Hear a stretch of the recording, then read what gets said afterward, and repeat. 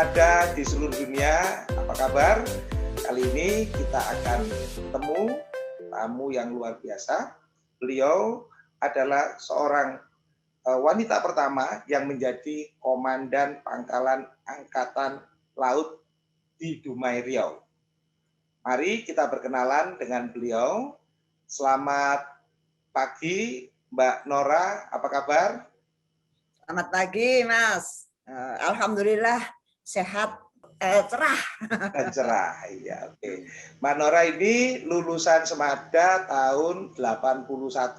Saya mulai dulu dari masa kecilnya karena ini sangat menarik, yang mendasari sehingga Mbak Nora punya karakter yang luar biasa. Oke, Mas. Alhamdulillah. Pertama, terima kasih ya. Saya punya kesempatan untuk bisa berbagi sharing cerita dengan alumni, khususnya Mas Anang dan semua alumni. Ini kehormatan yang luar biasa karena baru kali ini ya sepanjang karir saya kembali dipanggil oleh Semada untuk berbagi cerita. Saya sebetulnya iri juga ya, banyak sekali yang tergali, tapi dari Semada belum ada, baru kali ini ya. Matur nuwun Mas Anang yang tidak henti-hentinya berjuang untuk adik-adik kita kemudian ya, sehingga nama Semada ya, Semada ini rasanya aku pokoknya buang dari pol ya. Jadi alumni Semada. Nah, ojo sampai iki campur basa Jawa gak apa-apa ya Mas ya. Monggo. Kayak asli nih ya. Jangan sampai nama Semada ini nanti tinggal kenangan gitu kan. Jangan gitu. Jadi tetap aja Semada adalah is the best. Kalau cerita tentang bagaimana orang tua mendidik saya ya. Yang pertama, orang tua saya tidak membedakan anak laki-laki dan anak perempuan. Ya. Jadi kita sama. Ya, pekerjaan yang diberikan juga sama, ya tuh. Tapi anak lucunya juga ibuku ini. Jadi kan nek jarene bapakku ngene. Anak wedok iku mesti yo iso gawean dapur, nyapu ngene kan itu. Ibuku cuman ngene jawabannya, anakku gak tak didik jadi pembantu. Itu yang saya pikir luar biasa ya pemikiran orang tua saya itu. Jangan dipaksa, anakku enggak saya didik jadi pembantu. Tapi begitu pembantu enggak ada, kita otomatis semua bekerja di rumah. Artinya isok nyapu, isok ngepel, isok karena aku gak isok masak, kadang-kadang suka nek liburan dititipno nanggone bukan dititipkan liburan di rumah saudara yang memang keluarga senang masak gitu kan. Jadi otomatis saya juga punya. Ibuku ngomong ini, kalau masak itu gampang, kayak praktikum gitu. Tinggal lihat buku dipraktekkan. Yang penting nomor satu kamu punya seni, ya, punya touch of art. Nah, itu yang ibuku pesan kan. Kemudian yang penting kamu pinter. Kalau kamu pinter, kamu bisa melakukan apa saja. Nah, itu yang salah satu yang menjadi pendidikan orang tua saya ya. Sehingga tidak dibedakan lanang wedok padha ae. Kebetulan saya 3 bersaudara. Saya sendang kapit pancuran. Jadi saya anak perempuan satu-satunya di tengah gitu. Nah, kemudian selalu ibu saya ibu saya guru, Pak. Ibu saya guru, bapak saya pengusaha. Jadi ibu saya selalu menekankan kalau saya misalnya agak dikerasi gitu sama bapak saya gitu kan, anak wedok mestine kudu arek wedok kudu ngene gitu. Itu selalu ibu saya, Kak, anakku nanti tak siapkan jadi dokter. Anakku enggak boleh kamu belajar gitu kan. Itu yang selalu ibu saya sampaikan gitu. Kemudian ada juga yang menarik ya, didikan orang tua saya. Aku mau ngomong apa lali gitu kan. Kan saya senang lukis dulu ya. Saya senang lukis itu kan. Memang ada dua, orang tua itu memang selalu berbeda ya. satu keras, satunya memang apa namanya mengimbangi gitu. Bapak saya kebetulan keras gitu. Bapak saya keras gitu kan. Saya nggak boleh pacaran, nggak boleh ini apa camping-camping itu nggak boleh gitu kan. Mungkin karena anak perempuan cuma satu ya gitu kan. Tapi kan kadang-kadang jiwa berontak kita ini kan ada kan. Tapi saya kompakan sama ibu. Bahkan saya nari ya, saya kebetulan dulu kita suka nari dance group ya, zamannya SD SMP itu dance group. Itu saya kebetulan sudah menjadi terkenal, artinya banyak yang minta gitu kan. Tapi bapak saya nggak ngizinkan. Cah wedok nggak boleh menunjukkan anunya di depan orang banyak gitu kan. Saya ini aurate kalau nggak oleh gitu kan. Ya, saya selalu dilindungi ibu saya. Terus berangkat toh. Saya ngerayu bapak ya. Jadi bapaknya dinina bubuk kan itu. Sehingga saya boleh. Tapi saya mesti izin. Nggak pernah saya nggak izin kan. Gimana Bu? Gitu. Udah berangkat toh gitu kan. Ya berangkat toh. Dan saya mesti apa namanya pulang tepat waktu, menyampaikan apa yang seharusnya yang akan saya kerjakan nanti. Nah, itu yang saya ingat ya dari ibu saya. Termasuk melukis. Saya nih hobinya melukis gitu. Sempat juga menang lomba lukis Wajah Kartini. Waduh, saya lukis Wajah Kartini menang kan. Itu kan. Ya, tapi sekali lagi setiap kali saya kalau melukis itu kan saya ikut sanggar lukis di itu Mas yang Genteng Kali itu Taman Budaya. Iya, itu Taman Budaya, Balai Budaya apa jenenge? Taman Budaya Cak Durasim. Ya, Taman Budaya itu. Aku ikut melukis di situ, kebetulan nari dari sekolah, Mas. Ini semuanya berangkat dari ekstrakurikuler di sekolah. Memang ekstrakurikuler di sekolah itu ada nari, ada melukis ya, ada pramuka. Nah, kalau pramuka ini aku setengah-setengah rodoan. Karena apa? Nggak boleh saya ikut camping, nggak boleh. Ya, satu saya nggak boleh. Saya nggak boleh nginep di rumah teman saya. Saya nggak boleh camping. Itu yang didikan orang tua saya yang cukup keras, itu kan. Nah, kalau pergi ya harus pulang. Nggak boleh sampai nginep-nginep itu belajar apa sampai nginep gitu kan. Itu nggak boleh gitu kan.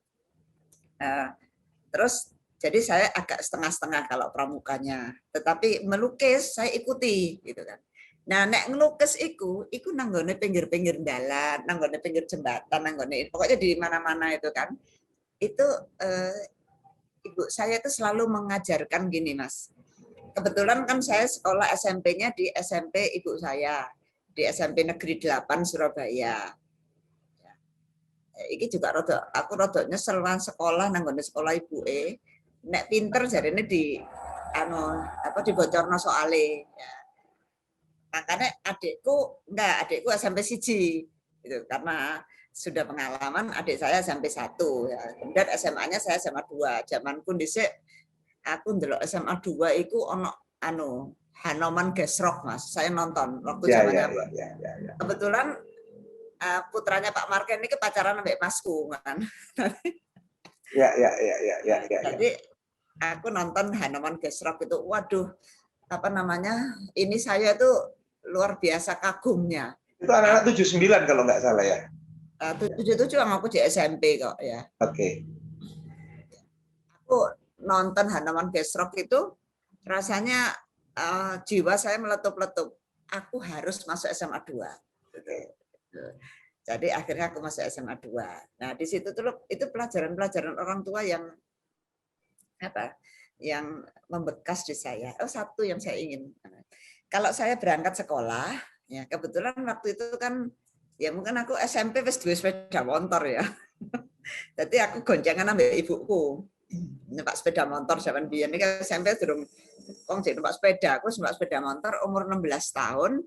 Yang menarik adalah lewat kan dari rumah saya di Ambengan ke Jalan Bunguran. Itu kan lewat pinggir-pinggir kali itu di bawah jembatan itu kan ada gelandangan itu. Mereka tuh masak pakai ompreng gitu kan. Ibu saya selalu bilang gini, coba kamu lihat mereka itu kan tidak minta anak-anak kecil itu tidak minta dilahirkan di tempat seperti itu. Nah, DE lahir procot ada di situ. Ya, dia tidak bisa meminta protes di mana dia dilahirkan. Kamu bersyukur loh lahir nang tempat tidur. Ya, itu pertama yang harus kamu syukuri, kamu bersyukur lahir di tempat tidur. Nah, anak-anak seperti itu belum tentu dia tidak berhasil, belum tentu dia tidak bisa merubah nasibnya.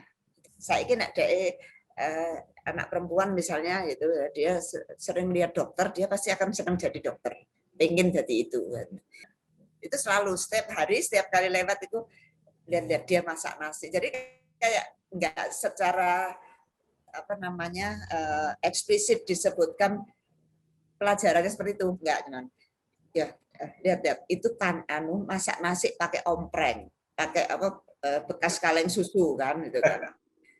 Nah, itu dia masalah. Terus kok nggak tahu masuk angin ya gitu. Kan selalu itu harus dilihat untuk menjadi pemandangan, dan itu ternyata kemudian itu menjadikan kita terlatih empati kita, mengajarkan bagaimana kita harus memilih lingkungan. Ternyata lingkungan itu bisa membentuk kita. Kena konco-koncone gini. Nek DE sering ditunjukkan misalnya taruhlah dia ngemis ya. Ngemis saya kudu yang jadi istilahnya gini. Ngemis saya kudu ngemis intelek. Ngemis intelek ya apa, Bu? Ya kan DE kudu delokno. Misalnya DE nang puskesmas. Kan di situ kan dia bisa melihat kan. Pasiennya antri terus dokter jinteni ya, dia kan pasti akan punya cita-cita, aku pengen iso jadi kayak dokter iku ngono, gawe klambi kayak ngono kan, atau ndelok tentara. Zaman dhisik sih enggak sih, kalau tentara orang tua saya tidak latar belakang tentara, saya pun nol podol tentang ilmu. Nah, itu yang mau saya tanyakan itu. Nah, pertanyaannya adalah karena di antara kedua orang tua Mbak Nora atau itu tidak ada tentara. Kenapa Mbak Nora pada akhirnya menjadi tentara, Mbak Nora? Apa yang melatar belakangi? Ya, pertama saya tidak pernah dididik di lingkungan militer. Ya, itu tadi betul, saya setuju. Lingkungan tidak 100% ya. Tetapi kadang-kadang situasi yang membawa kita pada itu, aku ngomong apa ya, takdir ya, apa ya, whatever lah ya. Tapi bahwa kemudian saya masuk di Angkatan Laut, ini ceritanya begini, saya lulus dokter gigi, kemudian biasanya dari beberapa yang terbaik itu dipanggil masuk tentara. Ya. Dan itu nanti kita akan dites,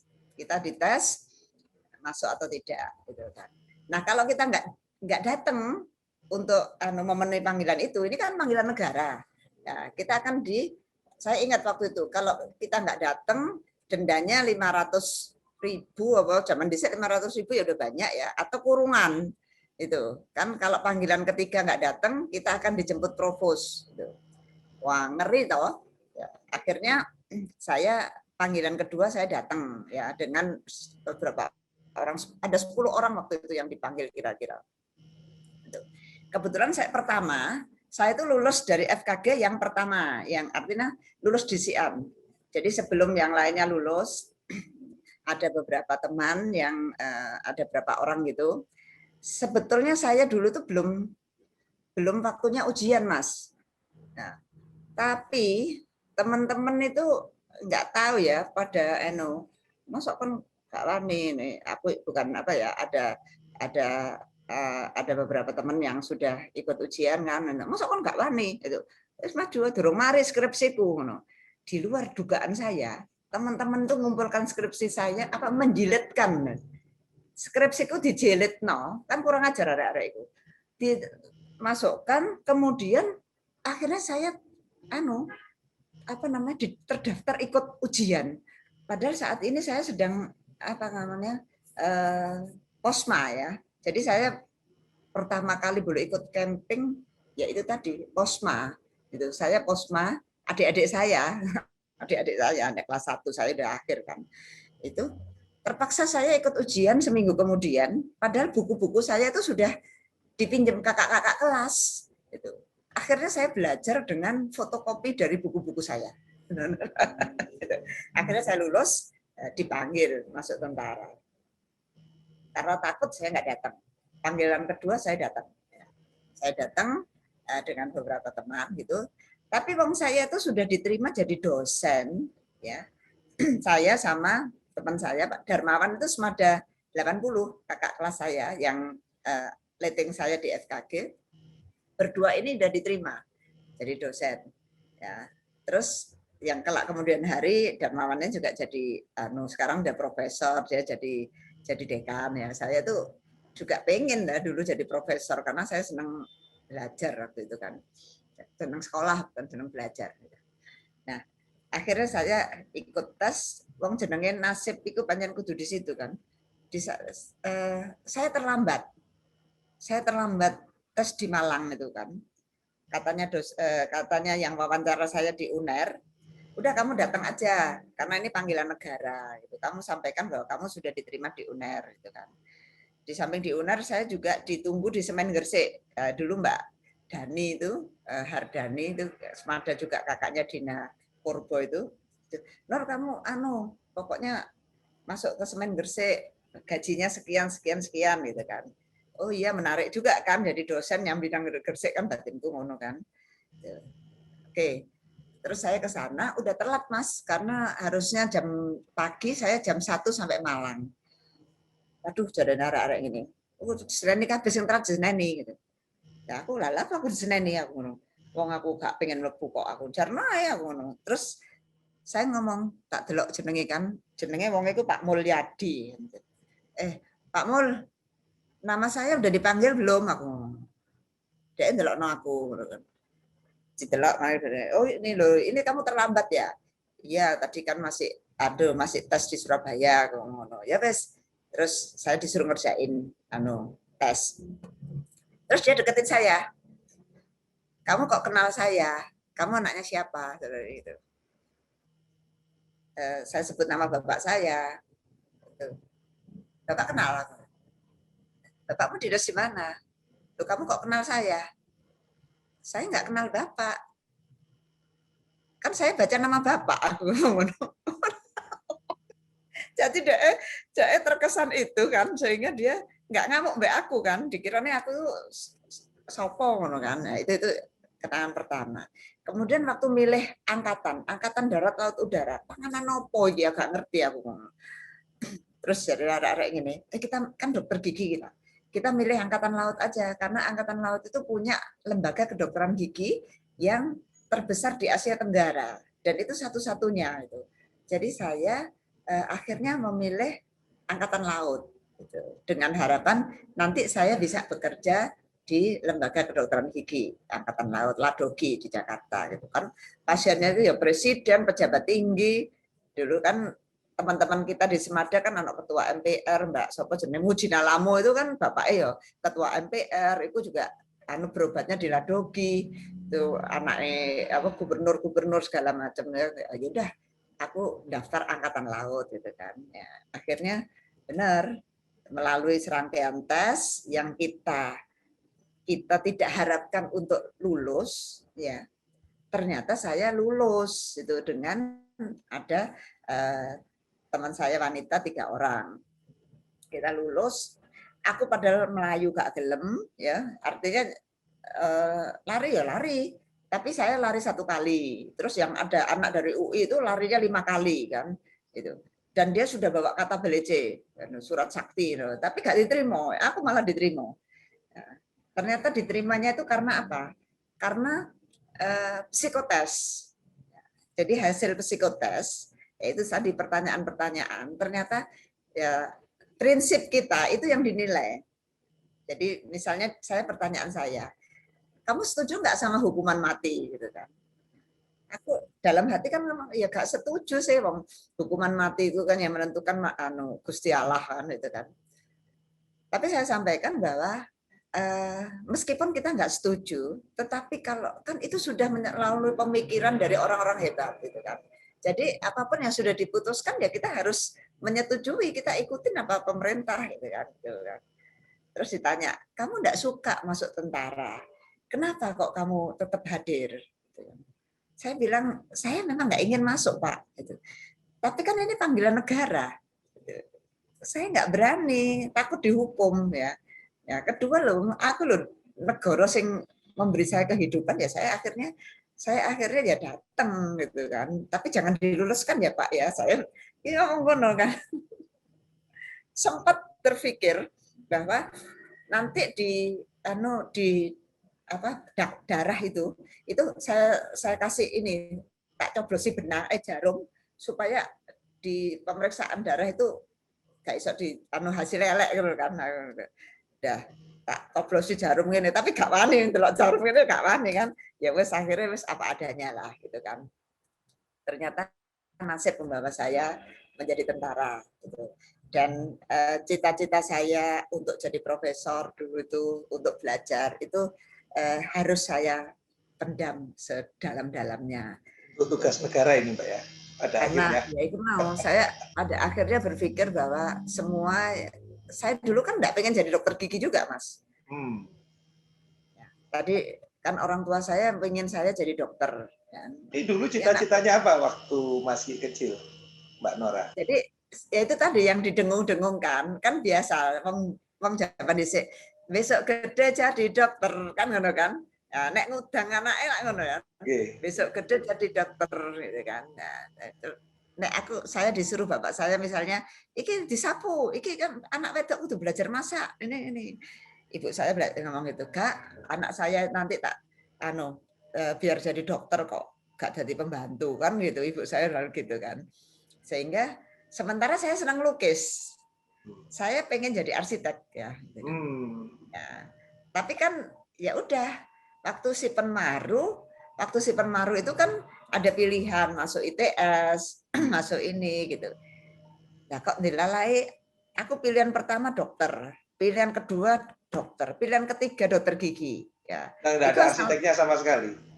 Ada, waktu itu kan harus sendiri ya, lali aku pokoknya nggak diterima kabeh. Saya di UNS juga nggak diterima, semua nggak diterima saya. Saya hanya diterima satu aja di FKG UNER. Nah itu kan saya sempat mogok ya, artinya aduh FKG ini sekolah apa, arek ayu-ayu itu kan, mesti sekolahnya gampang gitu kan. Aku agak ya waktu itu kan boleh ya kita berpikir nggak ngerti ya, mesti sekolah gampang, arek ayu-ayu itu mesti gampang lah. Saya agak gengsi, sorry ya, aku agak gengsi waktu itu kan. Nah, pengen kedokteran kok jadi FKG, kan. Terus saya mengunci diri saya di kamar. Terus ibuku bilang, kamu terserah mau masuk FKG atau enggak itu pilihanmu, gitu. Tapi saiki coba kamu tanya teman-temanmu, mereka diterima di mana saja, gitu kan? Ada diterima di negeri apa enggak, gitu kan? Nah, terus saya main ke rumah teman saya semada angkatan saya, sing pinter juga nangone semada waktu itu Dokter Sri Wahyuni kan. Ternyata dia nggak diterima jadi dokter di kedokteran. Nah di situ saya baru tersadar, loh, arek semada, juarane semada, ya nggak diterima, itu kan. Aku kan ya termasuk ya rada sombong sidik lah ya, ya apik lah ya, termasuk dalam kelompok yang inilah ya, rada sombong itu juga mungkin Tuhan sudah mengetuk hati kita, kon gak oleh sombong kan, dalam hati, meski dalam hati gak oleh kan. Terus ternyata dia nggak diterima di mana-mana. Dia harus menunggu 1 tahun untuk tes berikutnya. Memang dia diterima jadi dokter akhirnya. Sekarang dia dokter anak. Dari situ membuka pikiran saya bahwa saya harus bersyukur saya diterima. Jadi nak ditakoni, kan diterima nang ndi kan pasti ngono langsung diterima nang ndi. Aku diterima di UNER kan gitu kan. Meskipun fakultasnya tidak saya inginkan gitu kan. Tapi ya wes itu.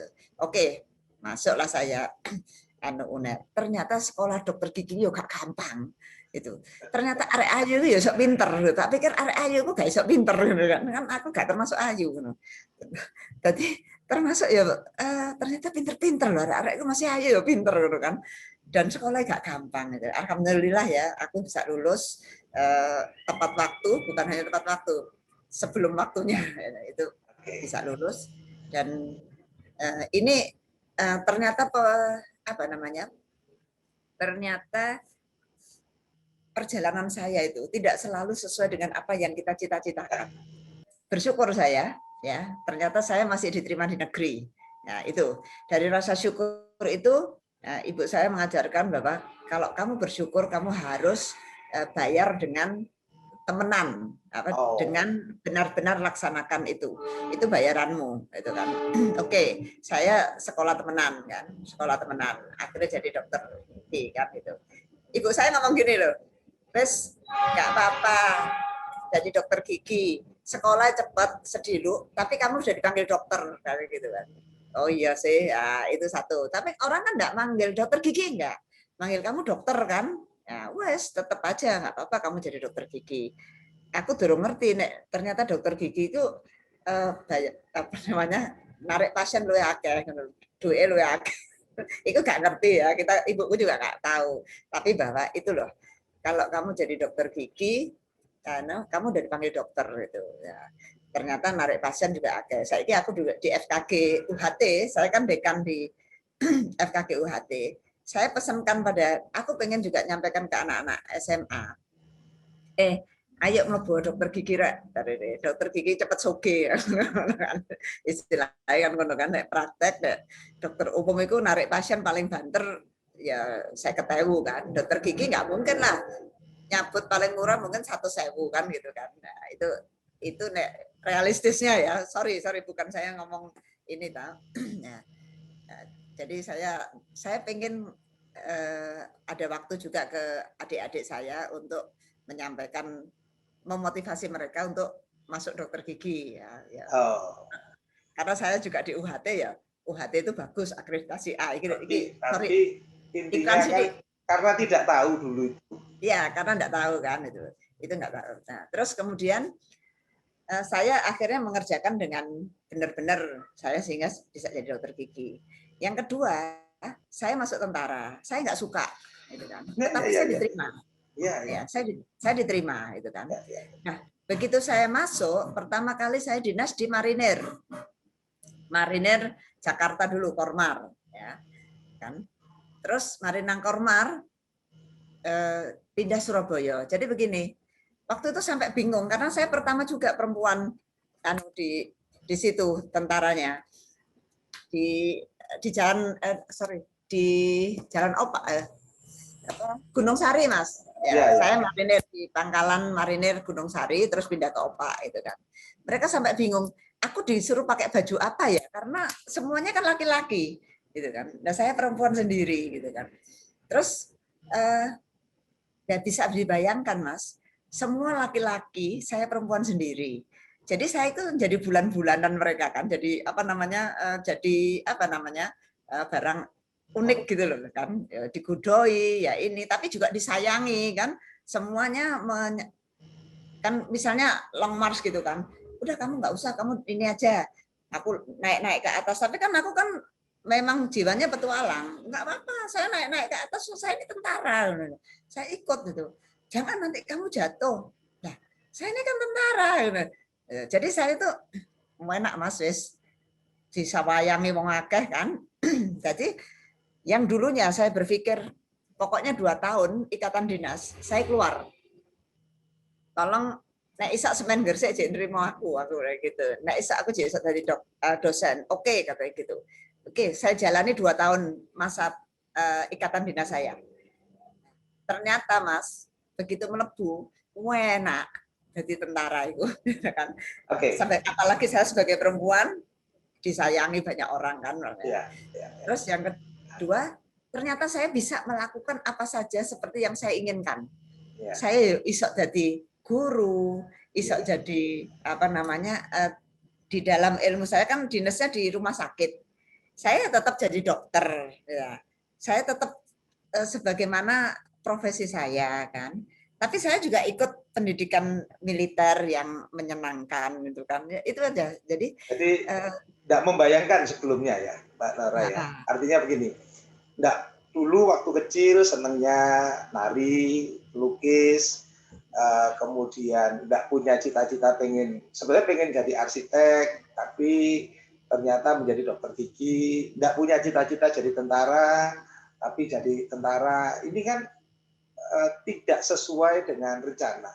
Kalau Mbak Nora, menurut Mbak Nora, apakah dalam hidup itu kita harus merencanakan semuanya atau kita harus adaptif terhadap perubahan-perubahan di kedepan hari tersebut, Mbak Nora? Gini, pertama kita memang harus punya keinginan, ya. Keinginan itu bahasa besarnya cita-cita, ya. Kita harus punya cita-cita. Gitu. Nah, manakala kita lulus dari SMA, kita harus adaptif dengan situasi, ya. Kita adaptif dengan apa yang Gusti Allah sampaikan kepada kita. Karena dimanapun kita berada, itulah pilihan yang terbaik yang diberikan. Belum tentu sesuai dengan keinginan kita, tetapi ada makna di balik itu. Jadi saya selalu sampaikan pada adik-adik saya yang lulusan SMA, begitu kamu lulus SMA, kamu harus siap menerima apapun yang kamu diterima di mana. Misalnya kan sering terjadi pilihan ketiga. Misalnya kita, saya diterima di MIPA, saya diterima di mungkin enggak diterima, saya diterima di D3 itu enggak apa-apa, ikutin saja, pasti ada rahasia Tuhan di balik itu. Dan itu yang saya sampaikan, bahwa setelah kita lulus SMA kita harus adaptif, termasuk setelah kita lulus sarjana, ya kita harus adaptif, mau di mana saja yang Tuhan kasih kita terima. Contohnya seorang sarjana hukum masuk di bank, ya, kan aneh zaman dulu kan. Di bank itu bukan hanya sarjana ekonomi kan, ya. Kalau pemikiran sekarang sudah biasa ya, kita udah tahu bahwa di disiplin ilmu apapun bisa digunakan kan. Tetapi zaman dulu kan aneh, seorang sarjana hukum masuk di bank, ya seorang dokter masuk di bank kan aneh gitu kan. Nah sekarang saya sampaikan dimanapun kita diterima, kita harus bersyukur pertama. Kemudian kita harus bayar rasa syukur itu dengan nyambut gawe sing temenan. Gitu. Berusahalah cintai apa yang ada di depanmu. Ya, saya berusaha mencintai apa yang ada di depan saya. Gitu kan. Itu kuncinya. Ya, sehingga kalau kita sudah mulai mencintai, ya, itu kita akan temenan, akan benar-benar all out gitu. Apabila kita tidak mampu untuk mencintai, ya paling tidak kita bekerja yang benar saja. Gitu. Karena nanti ke depan dalam perjalanan hidup saya itu ini semua terbukti, Mas. Semua terbukti. Kita hanya perlu nomor satu, hanya perlu bersyukur dengan apa yang diberikan, ya. Kemudian kita berusaha mencintai apa yang ada di depan kita. Nek kowe misalnya pacaran gak disetujui, ya terus kamu dijodohkan, ya coba cari sisi positifnya kan. Iki kayak gambarane ngono kan. Coba cari sisi positifnya. Kira-kira pacarku iki mau nek guyu, nek sing dijodohno iki mau guyu manis iku ya iku positifnya kan itu. Meskipun rada sebel juga itu. Karena kalau makin kita menginginkan yang kita tidak, yang forbidden tadi itu makin sulit ya. Itu. Jadi kita belajar untuk menerima, mensyukuri apa yang diberikan di depan kita. Itu. Dan akhirnya apa hasilnya?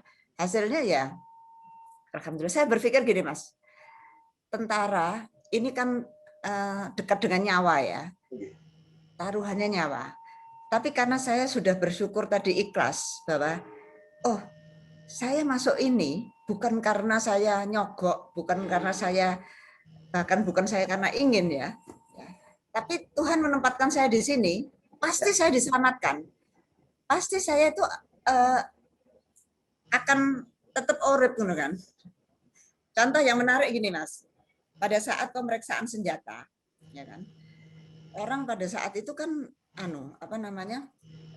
sibuk membersihkan senjata. Aku itu turu.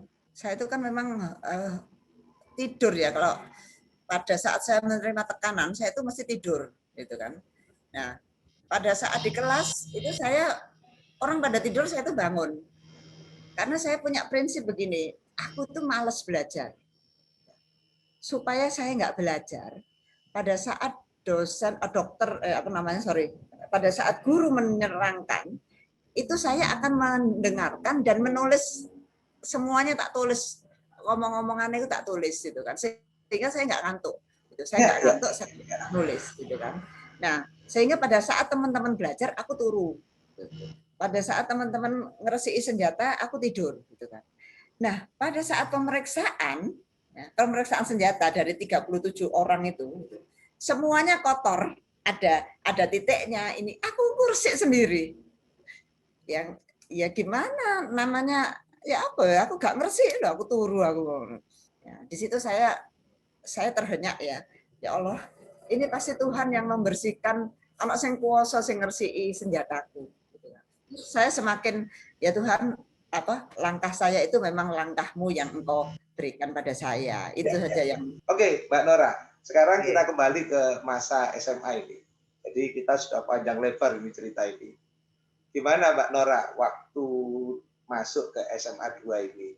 Ya, pertama masuk SMA 2 kan, tes ya waktu itu, alhamdulillah itu luar biasa bangganya kan. Waduh, jadi SMA 2 aku jadi gara-gara Hanuman Gesrok tadi dia. Memek dan kawan-kawan itu Memek, Didi kan itu wah luar biasa, gara-gara Hanuman Gesrok itu kan rasanya bangga banget ya. Ya, terus itu memang sesuai keinginan kalau itu kan ya. Dan saya nikmati masa SMA itu ya dengan masa SMA yang senang-senang lah ya. Senang-senang ya, organisasi OSIS ya, waktu itu OSIS. Gini Mas, saya itu ya, nggak pernah jadi ketua organisasi. Saya itu nggak pernah jadi pejabat organisasi sing mentereng kan, jadi sekretaris atau jadi bendahara atau dari ini. Aku tuh paling banter itu cuman di organisasi itu jadi pengurus keagamaan apa. Padahal aku ya agamanya gak kencang-kencang temenan kan. Pokoknya pembantu umum kan, ngono-ngono itu lah. Tapi gak apa-apa. Buat saya yang penting di organisasi itu belajar untuk kita saling belajar berorganisasi. Berorganisasi ini nantinya kelak kemudian hari memang itu yang menempa diri saya kan, gitu kan. Nah, terus ya itu tadi satu prinsip saya itu males belajar, gitu kan.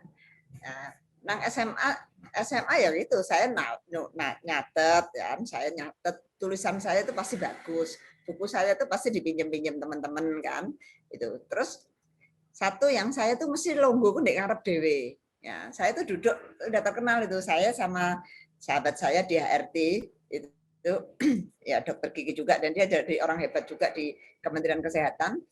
Itu selalu kalau duduk di depan sendiri berdua gitu kan. Ya, berdua selalu duduk depan gitu. Sehingga nek dosen guru ngomong itu saya mesti dengerin kan, mesti kedengaran gitu kan.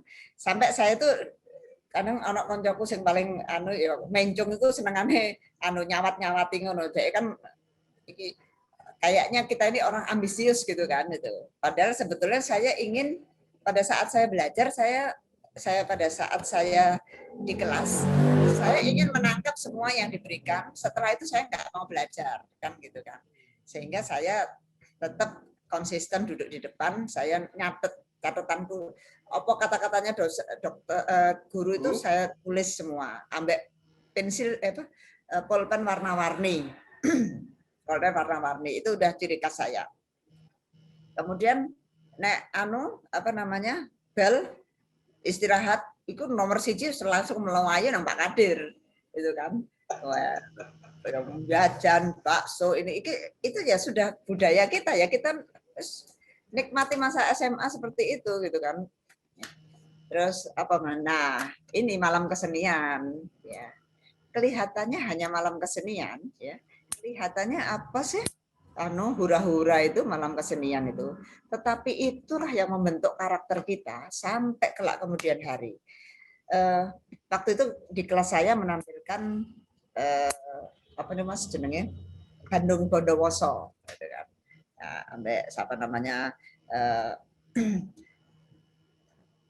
apa Rudi, aku dulu Rudi Dece kan itu anu letingku kan, terus apa Rini Bandung Bondowoso kita waktu itu, dan itu menambah saya. Kelak kemudian hari, Mas, saya jadi tentara. Saya menyelenggarakan kegiatan yang spektakuler, yaitu mengumpulkan wanita hebat se-Indonesia pada saat Hari Kartini di Monas. Tahun 2013 itu kebetulan saya jadi ditunjuk sebagai panitia, tapi kecil aja memang panitia wanita TNI kan. Nah, biasanya yang upacara itu paling banter cuman 150 orang. Gitu kan, 150 orang gitu. Terus kalau tempatnya agak luas, tapi kalau karena saya yang ditunjuk, saya pasti ada sesuatu. Saya kebetulan waktu itu dinas di Kemhan. Saya pengen di Monas. Waduh, Panglima ketawa kan. Monas itu kan besar tuh. Paling kamu punya pasukan. Saya hitung pasukan se-Indonesia, bukan se-Jakarta ya, se-Indonesia. Bisa. Saya bisa menghadirkan 3.000 sampai Monas itu dengan 3.000 pasukan itu sudah bagus, gitu. Udah pantas kan itu kan. Akhirnya disetujui, ya, irupnya Ibu Menteri Pemberdayaan Perempuan. Pertama kali Bu Agung Gumelar itu naik mobil yang apa inspektur upacara itu, bangganya sampai sekarang juga belum hilang-hilang kan itu. Wanita TNI, polisi Polwan saya undang, dan wanita hebat di Jakarta. Tahun 2018 diulang lagi, saya dicolek sama Bu Panglima, Mbak, bikinkan acara seperti di Monas itu, kan itu.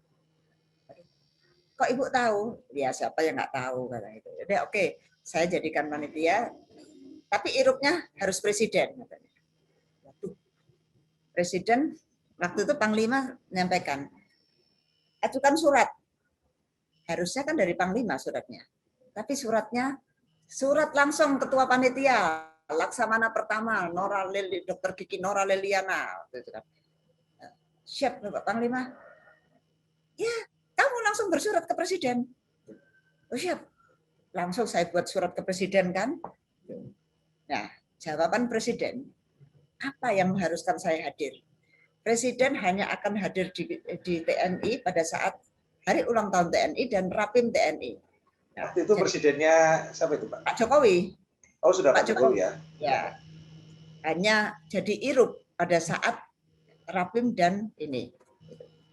Saya jawab, ya Presiden akan menyesal seumur hidup karena tidak menjadi irup. Karena apa? Wanita, di balik wanita ini ada wanita adalah tulang punggung negara. Di balik itu kan ada suami, anak, dan suaranya lebih luas. Kalau tiang keluarga ini terbentuk ya, maka satu keluarga akan menjadi keluarga yang kuat itu kan. Itu nggak ada jawaban kan? Kurang 3 hari, ya saya menyiapkan 5.000 pasukan. Kurang 3 hari, Presiden minta saya akan hadir kalau pasukannya 10.000. Oke, kita terima tantangan itu ya, 10.000 orang, bahkan 10.700 dalam tempo 3 hari kita bisa. Kita udah latihan. Bahkan saya itu sampai, kan saya di bawah, waktu itu saya di Mabes TNI ya, Panglima TNI Pak Hadi ini, beliau sangat mensupport banget ya. Saya bersyukur Mas, di TNI ini masalah emansipasi sudah selesai.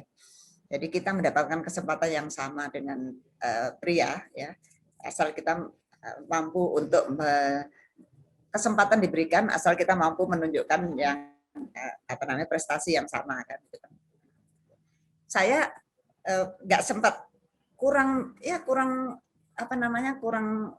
hari ya, saya menghadap Kapolri juga kan.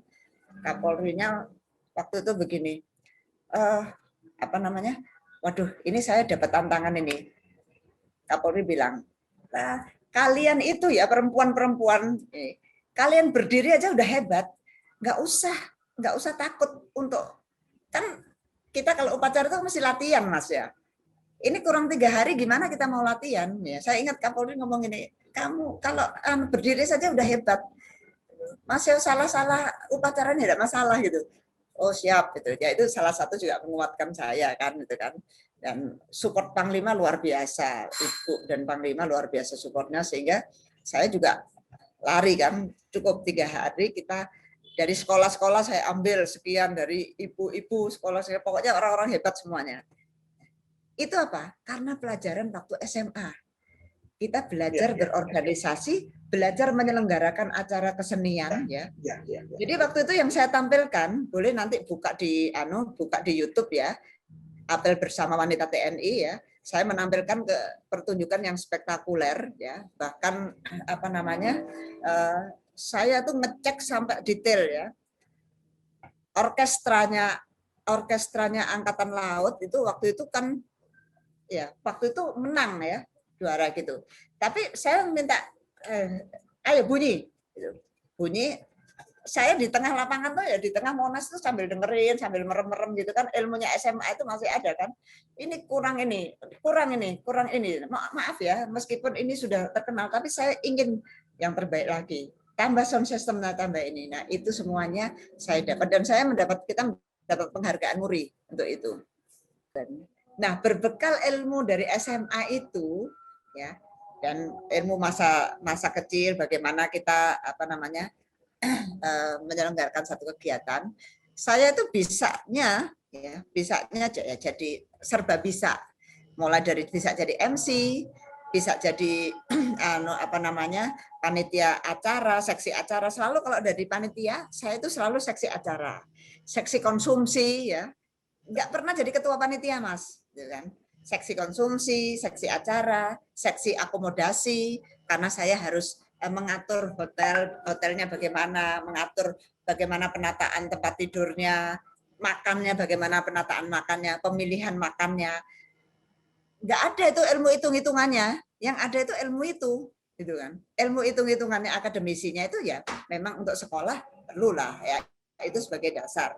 Jadi ilmunya itu ya ya lebih banyak setelah kita aplikasinya di lapangan, ya lebih banyak pada saat kita bekerja.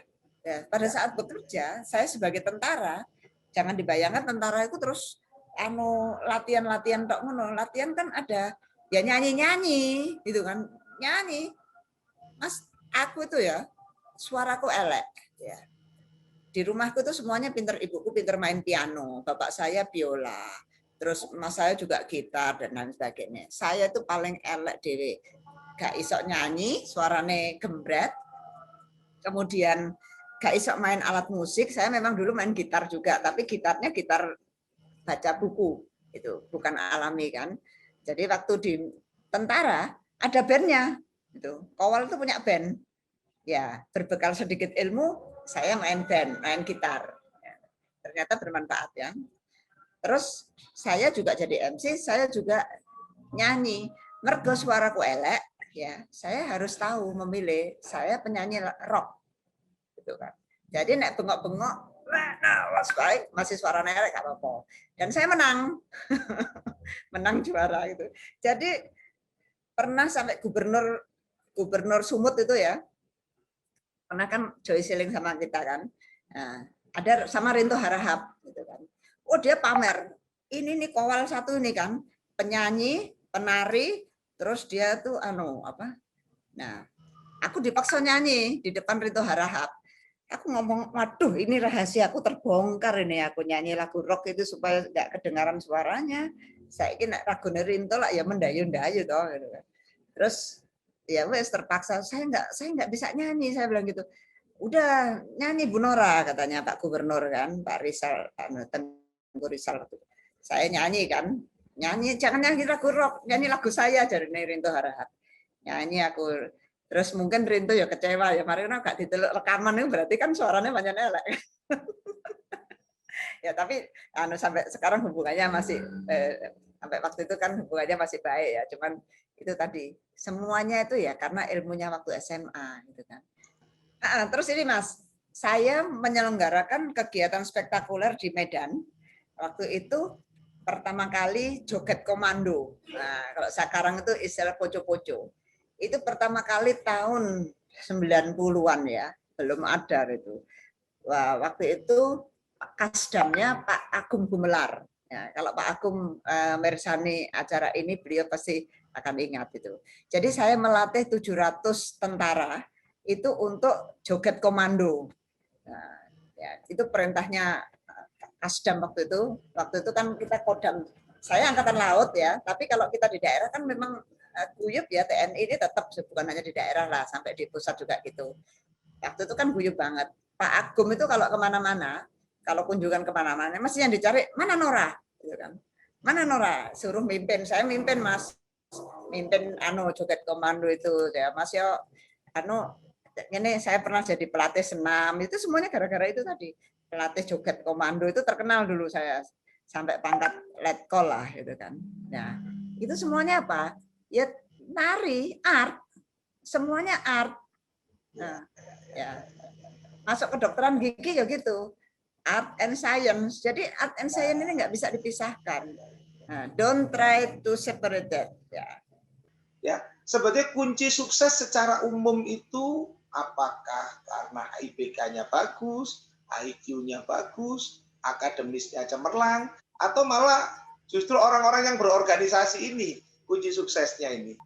Saya pernah membaca apa yang disampaikan oleh Mas Nadiem ya, Menteri Pemberdayaan Mendikbud yang sekarang ini. Ya.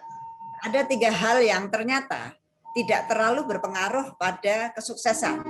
Pertama adalah NEM. Okay. Kedua IPK. Okay. Yang ketiga ranking. Nah, itu tidak 6 itu pada satu survei menunjukkan di urutan ke-30. Ya. Urutan ke-30 dari kesuksesan yang mendongkrak kesuksesan seseorang. 6 atau IPK itu cuma urutan 30, Mbak. Urutan 30. Gitu. Nah, ini yang menarik nih urutan. Jadi iya, betul menarik. Makanya saya juga tidak pernah memaksa anak saya untuk ranking pertama, enggak gitu. Karena kunci sukses ternyata bukan itu. Menurut riset yang dilakukan oleh Thomas Stanley ya, ada 733 miliuner di Amerika, bahwa hasil kunci sukses itu adalah 10 faktor ya. Pertama adalah kejujuran. Nomor 1 jujur. Ya.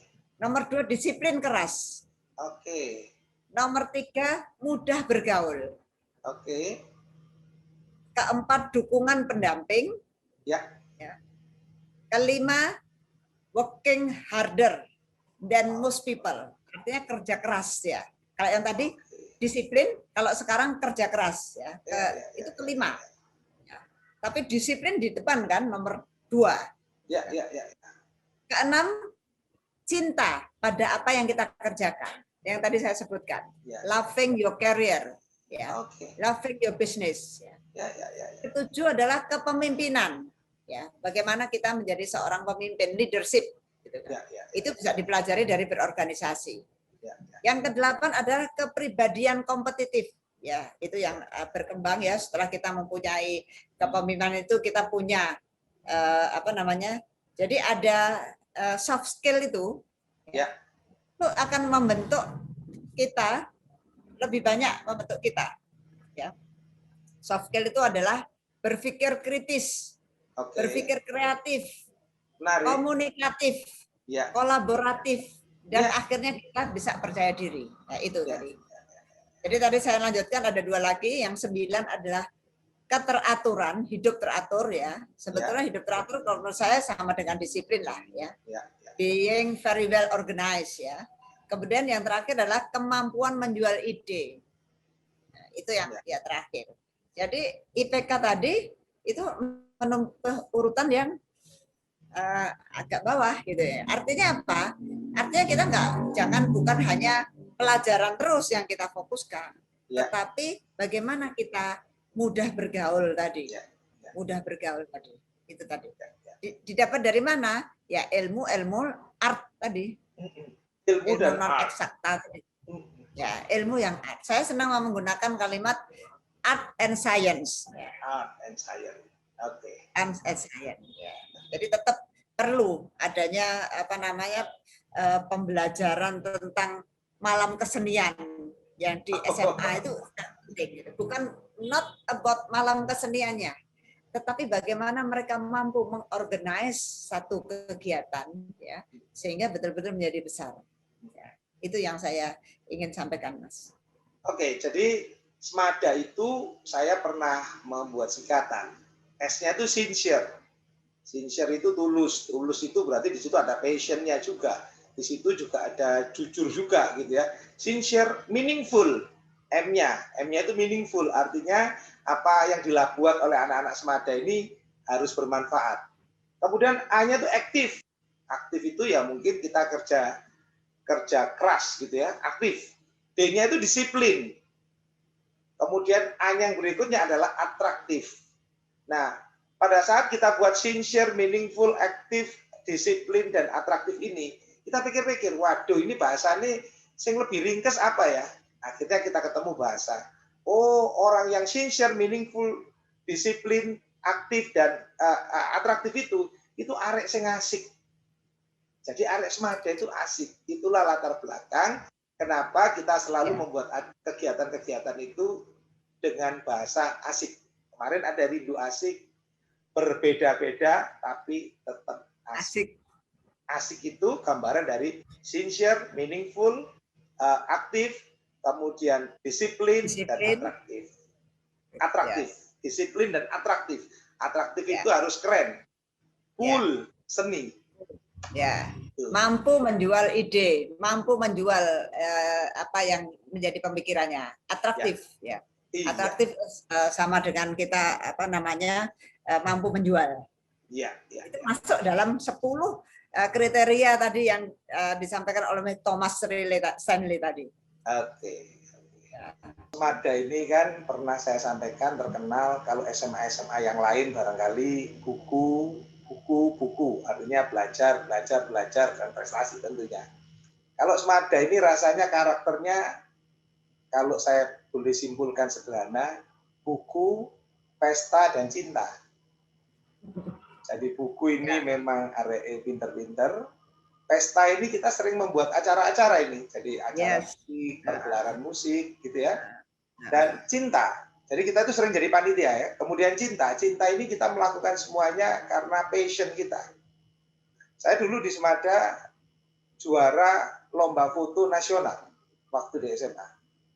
Fotografi nasional. Kenapa? Karena waktu itu di OSIS saya sebagai fotografernya.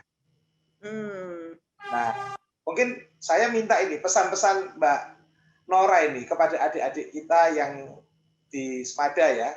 Apa yang harus dilakukan, apa yang semestinya dilakukan oleh adik-adik agar mereka bisa memanfaatkan pengalaman-pengalaman di sekolah ini untuk karirnya. Jangan sia-siakan masa SMA. Ya. Pertama, pada saat kamu belajar ya belajar harus temenan. Gitu. Di kelas beneran, ya di kelas dengerin beneran. Ya. Tapi di luar organisasi ya organisasi yang beneran. Gitu. Artinya kalau lagi istirahat ya istirahat toh. Jangan waktu istirahat terus di kelas baca buku nggak boleh begitu. Jadi istirahat ya istirahat, dolen gitu kan, tetap gitu kan. Terus kalau misalnya kita apa namanya jadi OSIS ya, nggak usah kemalan jadi ketua, nggak perlu, nggak apa-apa. Jadi apapun kita itu yang penting adalah organisasi. Yang penting kita belajar untuk kita melihat, gitu. Kan enak, nggak jadi ketua. Jadi ketua kan punya tanggung jawab ya, tapi kita belajar dari kecil tanggung jawab di bidang kita. Gitu. Terus kita melihat bagaimana seseorang itu mengambil keputusan, belajar dari situ. Oh ternyata dia mengambil keputusan begini ini salah ya. Dia memimpin dengan cara seperti ini, mungkin dia memimpin dengan otoriter ya. Nah, kita melihat hasilnya. Ya apa sih kepemimpinan otoriter itu? Ternyata hasilnya seperti itu. Bagaimana kalau dia memimpin dengan mengikut sertakan kita? Gitu kan misalnya kini diajak ngomong gitu. Ya apa ini kan kita jadi merasa ikut memiliki. Nah, pada saat nanti kamu jadi pemimpin, maka kamu akan tahu bagaimana pemimpin yang baik ya. Itu yang saya pesankan pada adik-adik. Jadi naik sekolah SMA ojo mikir sing aneh-aneh ya. Jangan mikir yang aneh-aneh. Di kelas tetap di kelas. Istirahat yo Dulino Jajano. Nah, kalau kita nggak punya duit ya kita juga punya kiat-kiat lah ya. Nah, kalau kita punya teman banyak, itu mesti ya ditraktir mbek koncone kan. Paling enggak ya sharing mbek kancane, nek gak ada duit ngono ya. Ya saya dulu ya nggak tahu lah ya. Pokoknya juga mungkin orang tua saya bukan yang pejabat tinggi kaya gitu itu, tapi ya ada aja tuh. Ini kita bisa bagaimana lah ya. Waktu saya mahasiswa itu saya ini satu ya yang saya kelupaan. Pendidikan orang tua saya mulai kecil. Dari TK, saya tuh diikutkan les bahasa Inggris. Dari TK. Nah, kemudian ya les di tetangga-tetangga begitulah, gitu kan. Nah, kemudian sampai SMP, SMA, ibu saya gini, kan saya itu kan malas belajar. Sampai di rumah ya tutup aja buku kan. Ibu saya gini prinsipnya, udah kamu tak leskan bahasa Inggris itu, ya, tapi gak sempat belajar, gak apa-apa, paling nggak kamu mendengarkan di kursus itu. Gitu. Ya, saya juga merasa bersalah ya, guilty feeling juga, karena setiap kali pulang ya tak tumpuk aja bukunya, padahal ilmunya harusnya sampai di rumah buka lagi apa yang tadi diberikan, nah, pasti kita akan ingat itu. Tapi paling enggak, katanya ibu saya, paling enggak kamu tuh dengar lah ya. Dan itu terbukti. Saya meskipun bahasa Inggris saya terbatah-batah ya, grammarnya enggak ini, tapi saya vocabulary saya, perbendaharaan kata-kata saya luar biasa. Dan itu terbentuk mulai dari TK saya. Kemarin saya dengarkan Mas Greg ya, ini kan. Jadi kalau di luar negeri, kita itu masih grammarnya salah ya. Itu mereka nggak peduli. Yang penting intinya mereka tahu dan kita bisa nangkap. Ini terbukti waktu saya harus mendapatkan tugas ke Amerika pertama kali. Dulu waktu saya di Medan, saya jadi MC bahasa Inggris pun karena ada kapal KRI masuk bahasa Inggris kan. Itu kan ada tulisannya gitu kan. Jadi saya tinggal baca, saya mengembangkan gitu. Oke, dengan berbekal vocabulary yang banyak. Tapi ini jadi nyimpang dari pertanyaan ya. Nggak apa-apa, langsung aja. Nggak apa-apa, lanjutkan aja. Menarik. Terus saya udah lama meninggalkan Medan kan, terus di Ladogi. Di Ladogi itu kebetulan kita sekolah juga, dosennya itu dari luar negeri semua, dari Jerman, dari Australia, kita bahasa Inggris. Nah, caranya kita sama teman-teman kita ngomong sehari-hari pakai bahasa Inggris ketemu nih ya, pokoknya gak ada grammar supaya kita bisa nangkep. Dan saya bisa nangkep lah bahasa Inggris ya. Terus udah lama kita nggak pakai ya, waktu itu masih masih letu, kapten, mayor gitu kan. Nah, pada saat saya kolonel di Mabes TNI, saya di Pusat Kesehatan TNI, saya dapat tugas untuk menjadi ke Amerika. Aku bingung, ini apa tugasnya ini kan? Nah, saya baca latihannya ini, itu saya dan nggak sempat mendapatkan pengarahan itu. Ternyata saya dapat informasi biasanya 4 orang yang dikirim dari logistik, operasi, kesehatan, sama perencanaan. Tapi karena waktu itu Amerika lagi terbatas anggarannya, saya tahun 2014 ya, 2012 apa gitu kan lupa saya. Itu saya hanya dikirim seorang diri ke sana, diantar sama stafnya dari kedutaan, kan dia bisa bahasa Indonesia. 10 jam pertama saya juga bisanya cuman how long have you been here kan gitu kan, gitu. Bahasa Inggrisnya gitu kan. Aduh, saya itu kok bahasa Inggrisnya lupa semua, ya Allah, nanti di sana bagaimana gitu kan. Terus 10 jam kedua saya bilang itu, please may I speak in English, gitu. Oh iya ya, kamu jangan ngomong bahasa Indonesia, saya tak belajar bahasa Inggris, saya bilang gitu. Terus akhirnya saya latihan bahasa Inggris. Nah, di situ ini ada pengalaman yang menarik luar biasa. Saya pertama kali ke Amerika, karena saya menyadari bahwa saya nggak bisa bahasa Inggris, ya, saya bikin slide, Mas, 75 slide gitu kan. Saya pikir when I cannot speak in English, ya, saya akan tunjukkan slide ini. Slide. Ya, oke, this is Indonesia. Indonesia is bla bla bla bla gitu kan, batinku ngono. Oke, begitu sampai di Amerika, ini kebetulan waktu itu di Hawaii, Honolulu, diantar kan, terus dia bilang gini, kita nanti akan dijemput, kita nggak dijemput mobil, kita di rental mobil, gitu. Rental pakai GPS mas, nah, pakai GPS. Terus dia tutor, saya bilang berapa jauh? How long from the airport to the base? Gitu. Oh, only 10 minutes, dia bilang gitu, deket banget gitu kan. Muter-muter udah 1 jam mas, 1 jam nggak nyampe-nyampe. Aku bilang, you said only 10 minutes, we already an hour. Yes, how come they give me California GPS katanya gitu. Loh, kok ada California GPS ya? Terus saya minta kan, mana GPS-nya? Mana alamatnya? Tak tulis alamatnya kan. Ini kan ya wong pinter gak wong bodoh kan, tulis alamatnya GPS ya. This is the place? Oh yeah. How can you make it Honolulu GPS? Oh alah, goblok rek kira goblok temenan rek kira nanti Pak Nogak pinter-pinter juga ngono.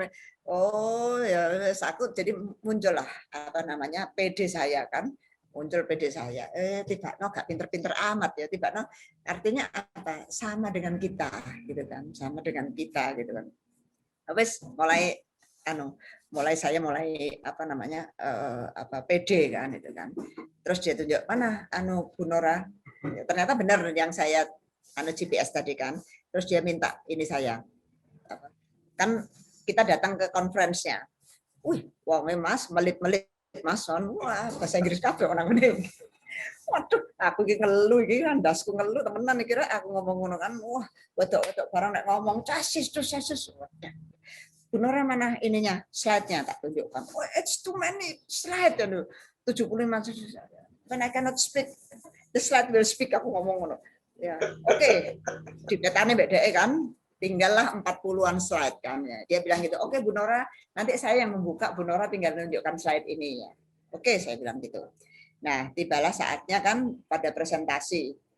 Ada call dari salah satu negara dari Australia kan gitu. Dia mau presentasi.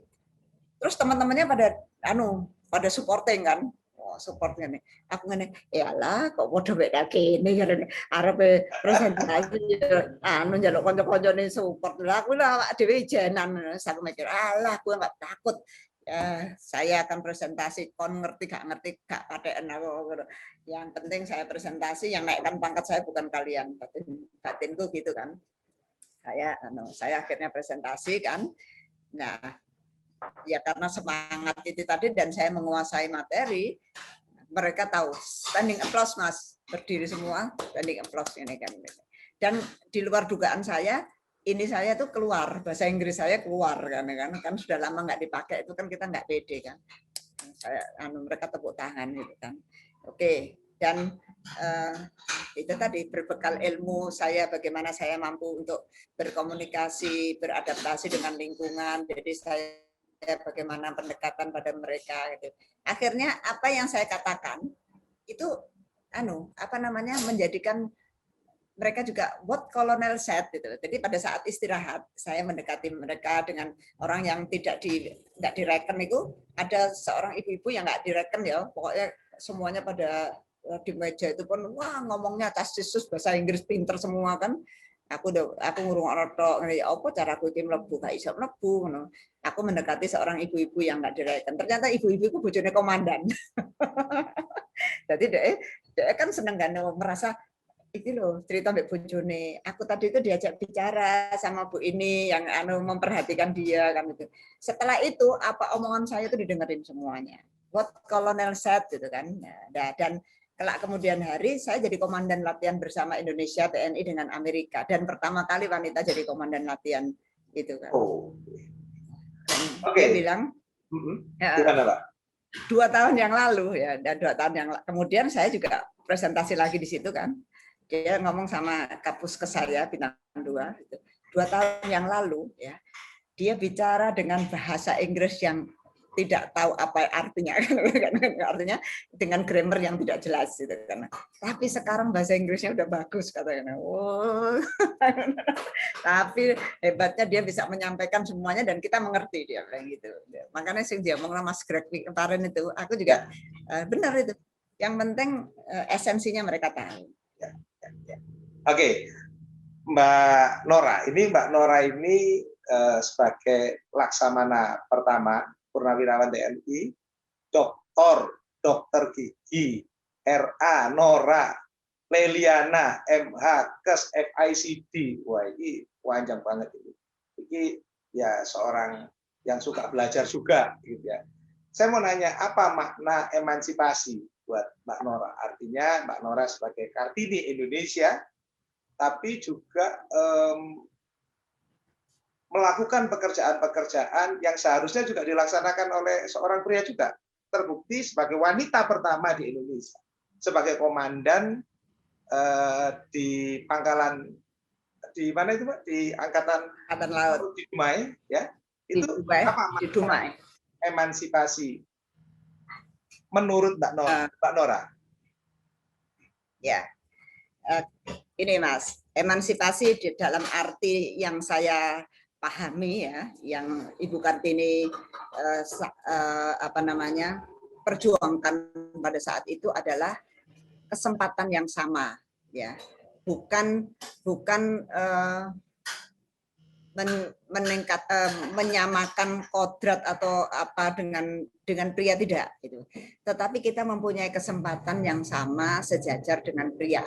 Itulah emansipasi, ya.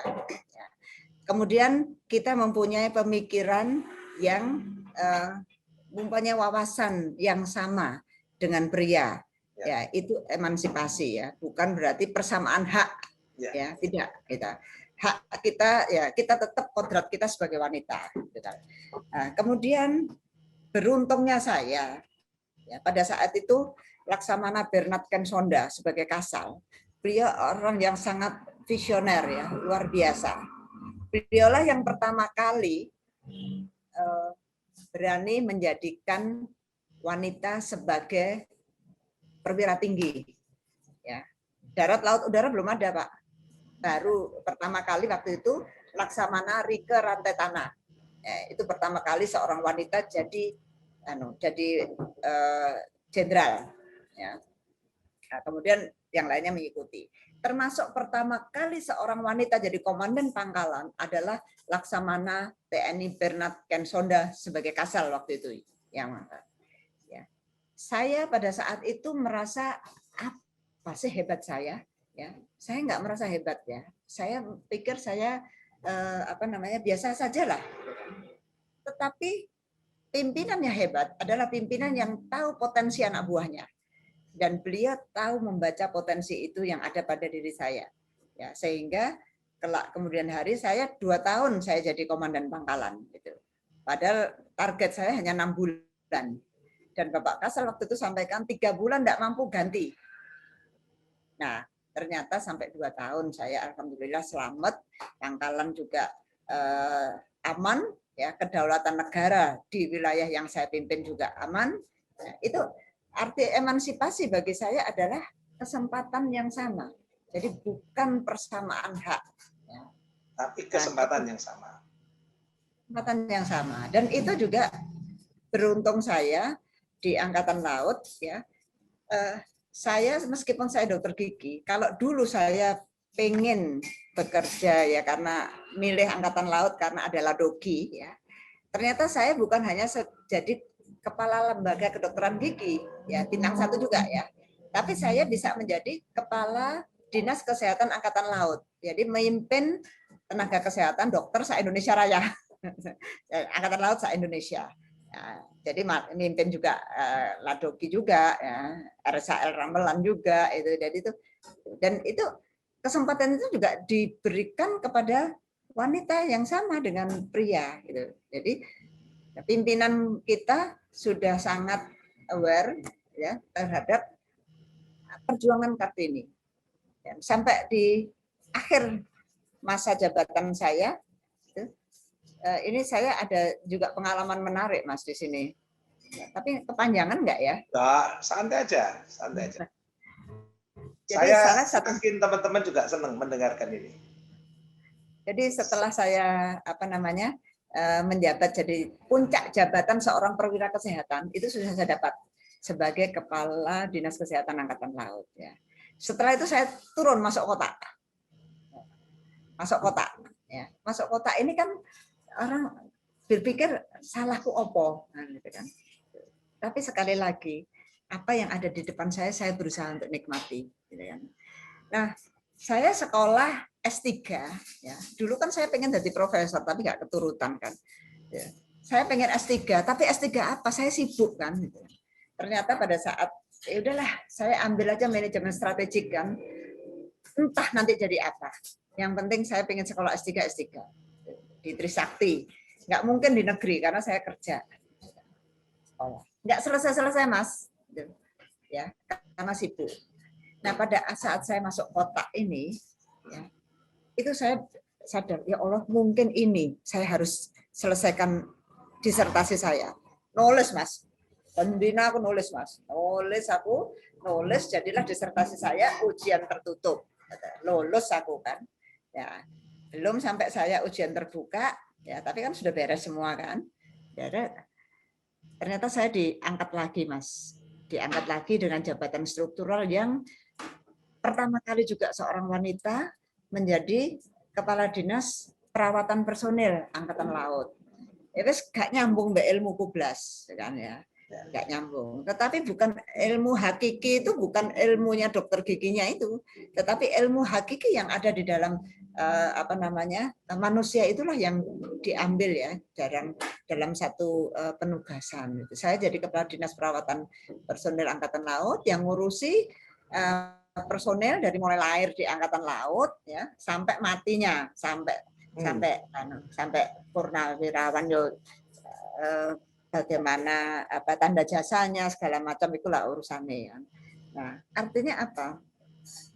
Saya mungkin nggak berpikir bahwa waduh, mungkin kalau saya tadi nggak masuk kota itu tadi, selama berapa bulan masuk kota itu tadi saya nggak jadi dokter, Mas, gitu kan. Ya.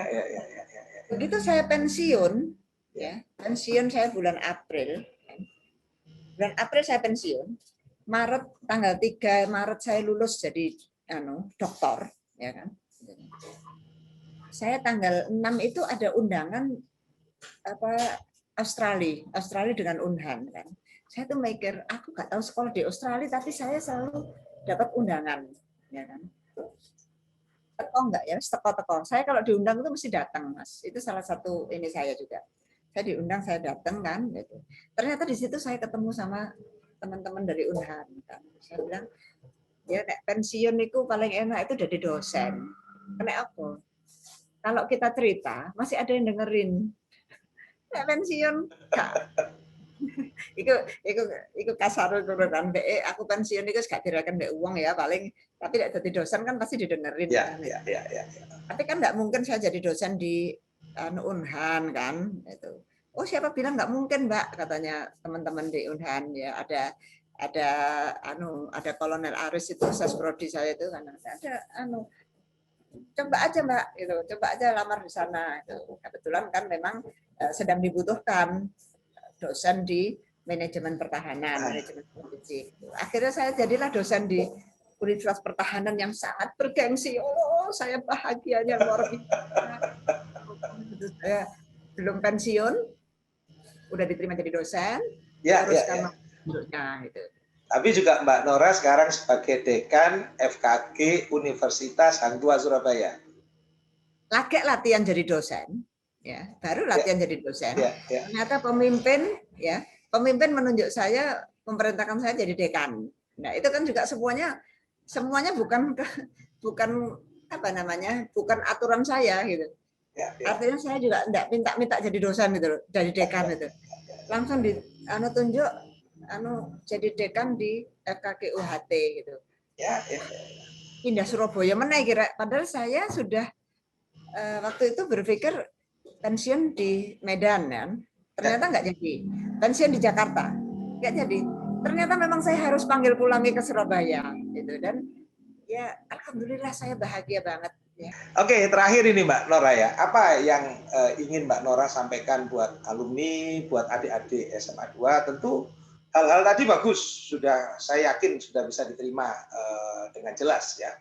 Tapi barangkali ada pesan-pesan lain yang ingin disampaikan Mbak Nora ya kepada guru-guru semada, kepada siswa, kepada orang tua wali murid gitu ya.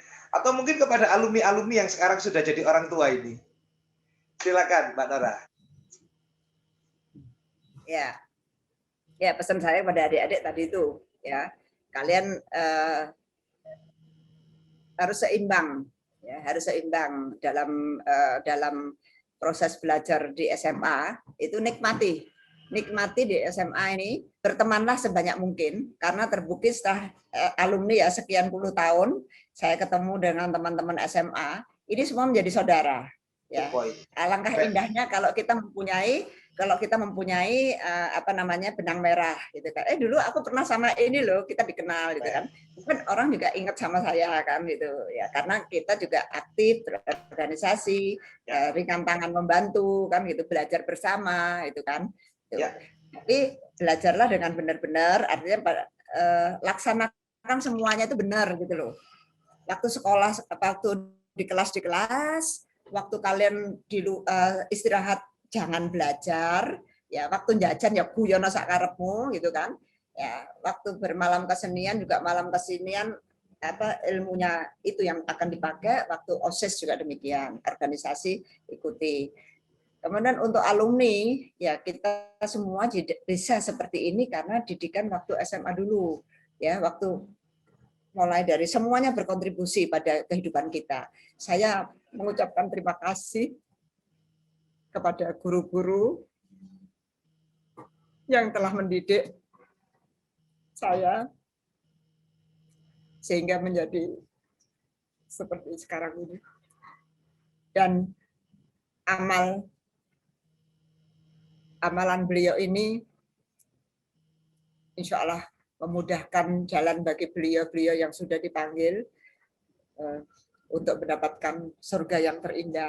Dan kepada Bapak Ibu Guru yang masih sugeng, matur nuwun, semua didikan Bapak Ibu ini, apapun didikan Bapak Ibu semuanya, inilah yang mewarnai kehidupan saya sampai hari ini. Ya, saya ingat dulu ya mungkin semuanya pada Pak Harto meskipun guru matematika tapi beliau dekat sekali dengan muridnya ya. Pak Wirawan itu kalau ngajar duduk kan bahasa Inggris ya, masih muda dulu kan, paling muda lah Pak Wirawan itu. Terus ada Bu Sundari itu guru bahasa Jerman ya, dengan meskipun beliau tuh apa namanya keras gitu, tetapi kan kita betul-betul jadi semuanya terima kasih kepada Bapak Ibu Guru, ya, jasa Bapak Ibu Guru meskipun kita tidak mampu kita balas dengan apapun ya, kita beri apapun tidak akan bisa membalasnya gitu.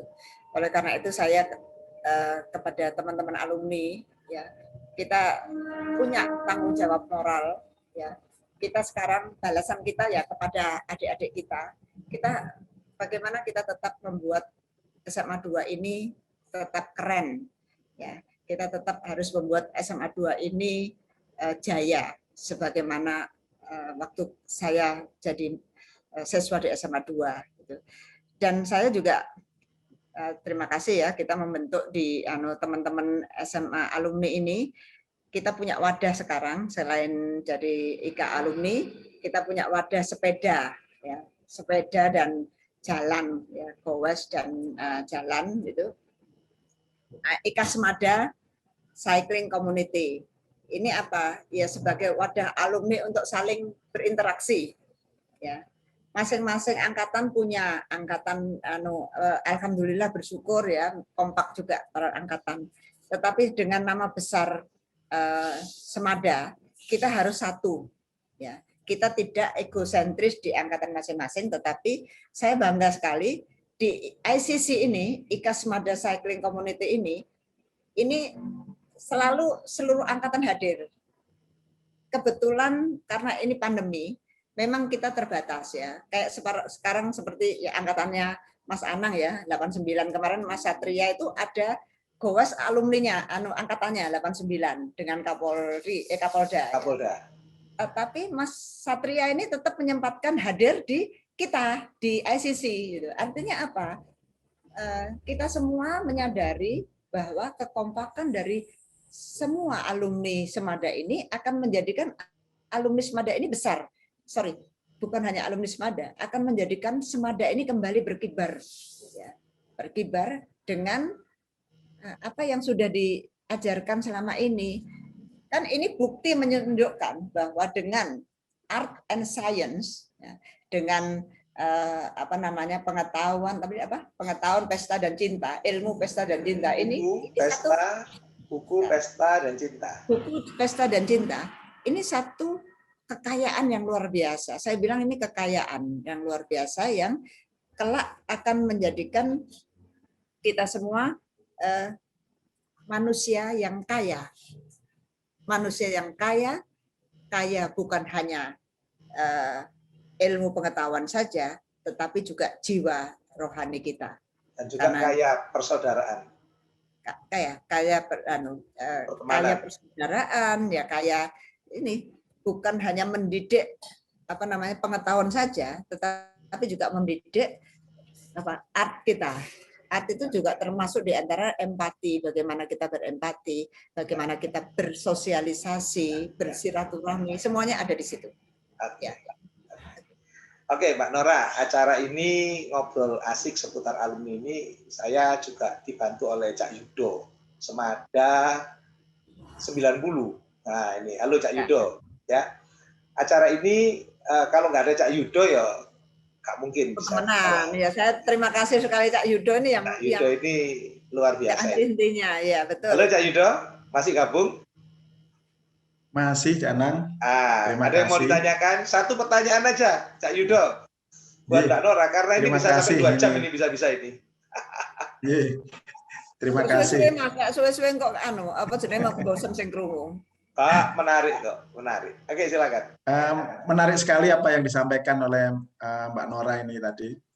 Yang ingin saya tanyakan ke Nora, kami ingin tahu lebih jauh ini. Mbak Nora sebagai seorang ibu, bagaimana dengan putra-putrinya Mbak Nora, itu saya ingin tahu lebih jauh ini. Nah, karena kami juga kepingin, ya paling tidak lah, saya juga kepingin mendidik anak-anak saya, kelak itu paling harus ada yang bisa dicontoh gitu. Nah, jadi mohon ini apa paparan Mbak Nora sedikit tentang keluarga. Ya, keluarga. Ini belum cerita soal keluarga ini. Iya. Suami Mbak Nora militer juga atau bagaimana ini? Kita pengen tahu lebih jauh. Ya, oke, keluarga ya. Suami saya di PTP ya, PT Perkebunan. Ya, di PTP waktu itu dinasnya di Medan. Di Medan. Jadi saya waktu ini termasuk salah satunya waktu saya di tentara katanya boleh kita ikut suami. Misalnya suami ditempatkan di mana kita boleh permohonan untuk pindah kan. Ya, termasuk saya waktu itu permohonan untuk pindah ke Medan, ikut suami di PTP 2 PTP 9 waktu itu kan, terus kemudian PTP 2. Ya. Saya boleh nggak punya jabatan pun saya nggak apa-apa gitu. Katanya suami saya kan yang akan memenuhi semua kebutuhan saya kan, gitu kan. Jadi tapi ternyata begitu kita di daerah kan ya nggak ada orang lain lagi kan, ya kita kan pangkat kita jadi yang tertinggi kan, ya kita jadi pemimpin, saya jadi kepala rumah sakit gitu kan. Saya tanya suami boleh nggak itu kan, oh kan boleh. Jadi dalam perjalanan saya bisa menjadi seperti ini nih karena suami mengizinkan, jadi semuanya atas izin suami. Ya, saya minta izin dulu sama suami, boleh nggak? Kalau nggak boleh saya keluar dari angkatan laut, gitu, nggak apa-apa gitu. Kalau nggak boleh, saya nggak boleh praktek misalnya, ya saya nggak praktek ya. Ternyata suami mungkin tipe orang yang senang istrinya berkarir juga sih mungkin ya. Nah, termasuk waktu saya mau jadi komandan, saya tanya suami, boleh nggak saya jadi kebetulan Bapak Kasal juga nanya ke suami, istrinya mau saya jadikan komandan, gitu kan. Suami saya jawabnya, kan secara dinas, dinas ini suami pertama. Jadi suami saya sudah sadar bahwa dia adalah suami kedua. Nomor pertama adalah negara. Jadi dia bilang, iya kan itu punya, istri saya kan punya negara, punya angkatan laut. Jadi silakan. Ya udah, saya pun juga begitu. Berarti kalau jadi komandan itu kan jalannya di depan, Pak. Gitu kan. Ini beda komandan laki sama perempuan. Kalau komandan perempuan ini kadang-kadang suami lupa tempat duduknya nggak ada. Jadi itu salah satu konsekuensi yang mungkin sepele, tapi itu harus kita pahami. Dan suami saya tidak ada masalah gitu, meskipun dalam satu acara dia tidak ada tempat duduk, tidak apa-apa. Paling nanti saya cuma sama dia mengerling gitu kan, kita lihat-lihatan sudah paham situasi. Gitu kan.